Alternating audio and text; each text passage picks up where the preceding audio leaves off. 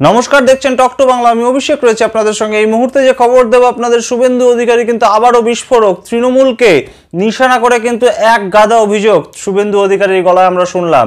কি সেই অভিযোগ জানাবো অবশ্যই, কিন্তু তার আগে অবশ্যই টক টু বাংলা ইউটিউব চ্যানেলটিকে সাবস্ক্রাইব করুন এবং প্রত্যেকটি ভিডিও লাইক, কমেন্ট, শেয়ার করে বন্ধু বান্ধব পরিচিত মহলে ছড়িয়ে দিন টক টু বাংলা। আসছি খবরে। বাগদা উপনির্বাচন কেন্দ্রকে ঘিরে বেশ খানিকটা জলঘোলা বহুদিন আগের থেকেই হচ্ছে এবং যবে থেকে এই উপনির্বাচন ডিক্লেয়ার হয়েছে তারপরের থেকেই আমরা জানি যে তৃণমূলের মধুপর্ণা ঠাকুর অর্থাৎ মমতা বালা ঠাকুরের মেয়ে মধুপর্ণা ঠাকুর, তাকেই কিন্তু এবার তুরুপের তাস করেছে তৃণমূল কংগ্রেস।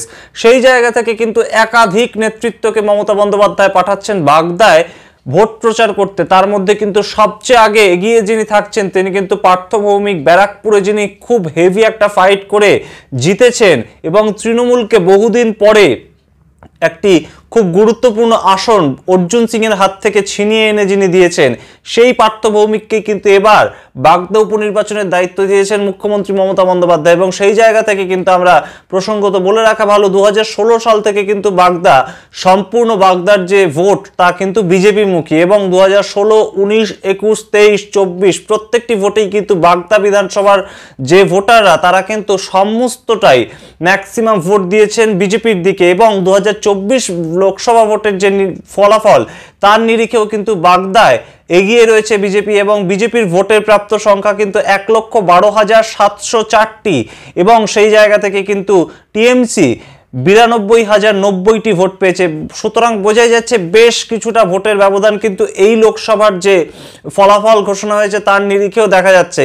কিন্তু সেখানে কিন্তু এবারে বিজেপির তরফ থেকে কিন্তু শান্তনু ঠাকুর বেশ খানিকটা চ্যালেঞ্জের সঙ্গেই নিয়েছেন এই বাগদা উপনির্বাচনকে এবং শান্তনু ঠাকুরের কিন্তু অত্যন্ত কাছের একজন প্রার্থী বিশ্বজিৎ বিশ্বাস, তার হয়ে কিন্তু প্রচারে গিয়েছেন। ইতিমধ্যেই আমরা দেখেছি ডক্টর সুকান্ত মজুমদার রাজ্য বিজেপি সভাপতি, এরপরেই কিন্তু শান্তনু ঠাকুর, তার সঙ্গে কিন্তু এই বাগদা উপনির্বাচন আরো গুরুত্বপূর্ণ হলো। তার কারণ শুভেন্দু অধিকারী রাজ্যের বিরোধী দলনেতা, তিনি কিন্তু এবার বাগদা উপনির্বাচনে প্রচার করতে গেলেন এবং তিনি কিন্তু তার মিছিল থেকে সরাসরি আক্রমণ করলেন পার্থ ভৌমিককে, অর্থাৎ তৃণমূল কংগ্রেসের যিনি ওখানকার দায়িত্ব নিয়েছেন সেই পার্থ ভৌমিককে। যেখানে পার্থ ভৌমিকের গলায় আমরা শুনলাম যে কেউ যদি তৃণমূলের নাম করে কোনো কাজের জন্য 1 পয়সা চায় তাকে জেলে ঢুকিয়ে দেওয়ার দায়িত্ব আমার, এমন কথা কিন্তু খুব গুরুত্বপূর্ণভাবে ভোট প্রচার করতে গিয়ে বলেছেন পার্থ ভৌমিক, নবনির্বাচিত সাংসদ। তিনি কিন্তু এমন কথা যেখানে বলছেন সেখানে শুভেন্দু অধিকারী এই কথার সূত্র ধরে বলছেন পার্থ নিজেই টাকা নেয়, কে কাকে জেলে ঢোকাবে। এমন গুরুত্বপূর্ণ অভিযোগ কিন্তু শুভেন্দু অধিকারীর মুখে সেই বাগদা কেন্দ্রে, যেখানে শুক্রবার দিন পার্থ ভৌমিক গিয়ে বলে এসেছিলেন যে কেউ যদি টাকা নেয় তৃণমূলের হয়ে, এক পয়সাও যদি কেউ চায় তাকে জেলে ঢোকানোর দায়িত্ব পার্থ ভৌমিক নেবেন। এবং সেই জায়গা থেকে শুভেন্দু অধিকারী কটাক্ষ মিছিলে সাংবাদিকদের মুখোমুখি হয়ে তিনি কিন্তু বললেন পার্থ নিজেই টাকা নেয়, কে কাকে জেলে ঢোকাবে।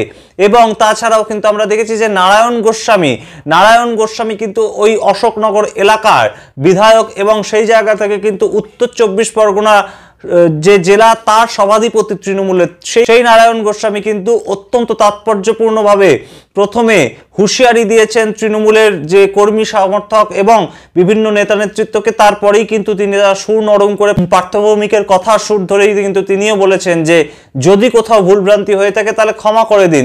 এবং সেই জায়গা থেকে কিন্তু আবার নারায়ণ গোস্বামীকেও বিদ্ধে ছাড়লেন না শুভেন্দু অধিকারী রাজ্যের বিরোধী দলনেতা। তিনি কিন্তু সরাসরি বললেন নারায়ণ গোস্বামীকে বেশি কথা বলতে না করুন, নিজে গরু পাচারকারী, বড় বড় কথা বলছে, কোট আনকোট এই কথা কিন্তু শুভেন্দু অধিকারীর কথায় উঠে এসছে। এবং তাই কিন্তু এই মুহূর্তে জল্পনা বাড়িয়েছে যে বাগদা উপনির্বাচন কেন্দ্রকে এবার খুব টার্গেট করছে মমতা বন্দ্যোপাধ্যায় অর্থাৎ তৃণমূল কংগ্রেস, সেইখানে কিন্তু একাধিক নেতৃত্বরা যাচ্ছেন।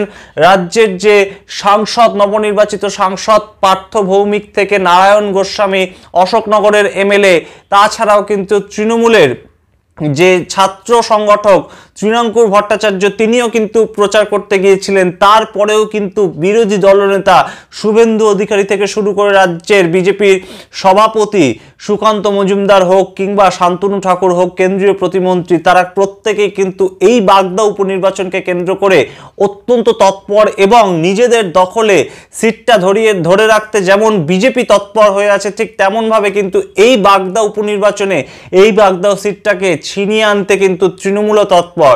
সুতরাং বোঝাই যাচ্ছে যে এই মুহূর্তে যে 4টি উপনির্বাচন কেন্দ্র গুরুত্বপূর্ণ, 10ই জুলাই ভোট হতে চলেছে মানিকতলা, বাগদা, রানাঘাট দক্ষিণ এবং রায়গঞ্জ, তার মধ্যে কিন্তু অত্যন্ত যে গুরুত্বপূর্ণ বা হট টপিক এই মুহূর্তে বলা যায় বা অত্যন্ত সেন্সিটিভ কেন্দ্র কিন্তু এই মুহূর্তে বাগদা, এবং বাগদাকে নিয়ে কিন্তু একাধিক বিতর্ক এবং রাজনৈতিক মহল কিন্তু তাকিয়ে আছে বর্তমানে বাগদা উপনির্বাচনে কারা জয়লাভ করে। 13ই জুলাই যখন ভোট বাক্স খুলবে তখন কাদের ভাগ্যে শিখে ছেড়ে এই বাগদা উপনির্বাচনে কে ঠিক বিধায়ক পদে জয়লাভ করেন, এবং সেই দিকেই কিন্তু তাকিয়ে গোটা রাজনৈতিক মহল, এবং তার মধ্যেই কিন্তু এই রাজনৈতিক চাপানুতর শাসক দল বনাম বিরোধী দলের। সুতরাং আমরা নজর রাখবো পরবর্তীতে এবং অবশ্যই জানাবো যে এই বাগদা উপনির্বাচনকে কেন্দ্র করে আর কোনো উত্তপ্ত বাক্য বিনিময় শাসক দল বা বিরোধী দলের মধ্যে থেকে হলো কিনা।